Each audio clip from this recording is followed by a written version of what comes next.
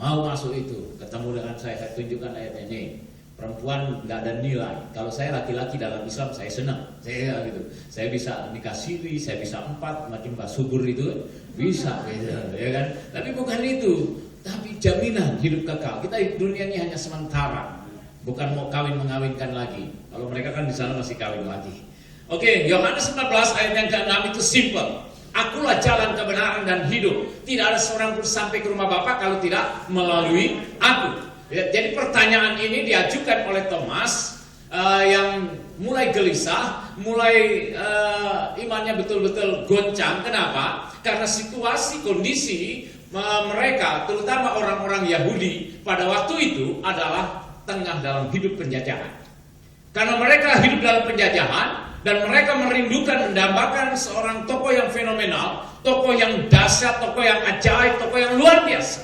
Dan mereka menemukan figur Yesus. Kenapa? Karena air bisa berubah menjadi anggur, orang lumpuh boleh berjalan, orang buta boleh melihat, orang tuli pun boleh mendengar, bahkan orang mati pun boleh dibangkitkan.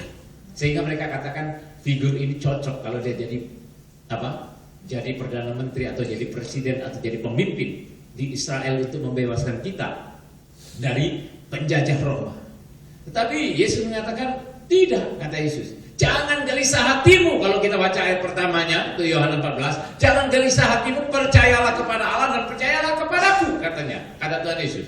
Jadi kalau kita sungguh-sungguh percaya kepada Allah, bahwa Allah adalah sumber segala-galanya, bahwa Allah yang menciptakan dunia dan segala isinya, bahwa Allah inilah yang menentukan hidup matinya kita, kaya miskinnya kita, itu hanya Allah. Sehingga Yesus mendorong, kalau kamu percaya kepada Allah, percaya juga kepadaku. Apa yang mustahil bagimu, tidak ada yang mustahil bagi saya. Saya datang ke sini hanya sementara, kata Yesus. Untuk apa? Untuk membuka jalan, katanya. Karena ketika manusia jatuh ke dalam dosa, itu manusia semua tersesat. Manusia kehilangan tujuan. Nabi Yesaya mengatakan dalam Yesaya 53 ayat yang ke-6, kita sekalian sesat seperti domba. Masing-masing kita mencari jalannya sendiri dan kita tidak tahu. Sehingga nabi-nabi, ihdinas siratal mustaqim. Ya Allah, tunjukilah kami jalan yang lurus.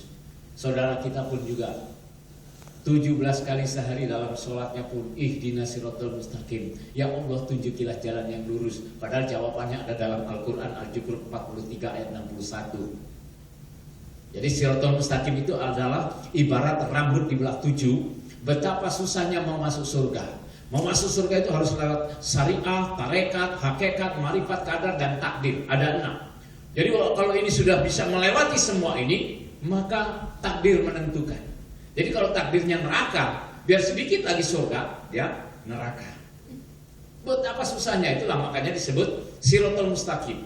Nah, siratal mustaqim ini persamaannya adalah jalan yang lebar dan jalan yang sempit kalau dalam Alkitab.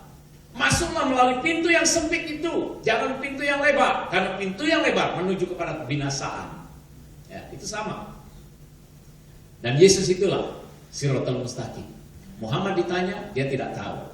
Tetapi Yesus ketika ditanya, kemana kamu pergi? Kata murid-muridnya. Ya dia jawab. Yang pertama dia katakan apa? Akulah jalan. Nah ini dalam bahasa Arabnya menggunakan kata sabilul hayat. Jadi sabilul hayat ini adalah jalan kehidupan. Bukan hanya di dunia ini, tetapi juga jalan yang akan datang. Yaitu menuju kepada kehidupan yang kekal. Dia buka jalan. Saat di dunia ini gak ada jalan, mungkin untuk masalah kita, pergumulan kita, karir kita. Karena banyak orang di kantor-kantor sekarang, di pemerintahan-pemerintahan. Karena dalam Al-Quran surat 5 ayat yang ke-47, 47, jangan pilih pemimpin yang Kristen. Ya, itu yang diungkap sama Omai Rama waktu Ahok mau naik jadi wakil gubernur, ya kan? Itu ada ayatnya di situ. Sehingga mereka mulai berbondong-bondong. Saya pergi ke Malaysia, di Malaysia lebih parah dari Indonesia. Di Malaysia ada orang kawin dengan orang Kristen, maka si Kristen harus jadi Islam. Kalau tidak, mereka kena mahkamah syariah. Ya, saya bergerilya di Malaysia. Kemarin ada 165 orang terima Tuhan Yesus. Jadi jumlah di Malaysia itu sudah 600 ribuan orang Melayu yang terima Tuhan.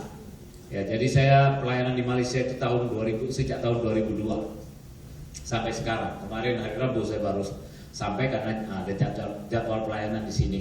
Terus doakan karena di sana pun yang gereja Melayu itu ya kita underground. Kita sembunyi, kemarin diobrak-abrik sama kerajaan Malaysia, tetapi semangat mereka, kerinduan mereka siap membayar harga dan selalu ada jalan keluar. Amin. Kenapa? Karena Yesus memberikan jaminan. Akulah jalan, bukan hanya di dunia ini, tetapi menuju ke surga. Ya, itu yang pertama. Yang kedua, yaitu sabilul haq, yaitu jalan kebenaran. Nah, ketika manusia jatuh ke dalam dosa, firman Tuhan dalam Roma 3 ayat 10, tidak ada yang benar seorang pun tidak. Kemudian dalam ayat 23-nya, semua orang telah berbuat dosa dan telah kehilangan kemuliaan Allah. Ya, sehingga tidak ada yang benar seorang pun tidak. Hanya Yesus yang berani mengatakan kebenaran. Muhammad pun nggak berani. Padahal dia disebut Nabi besar.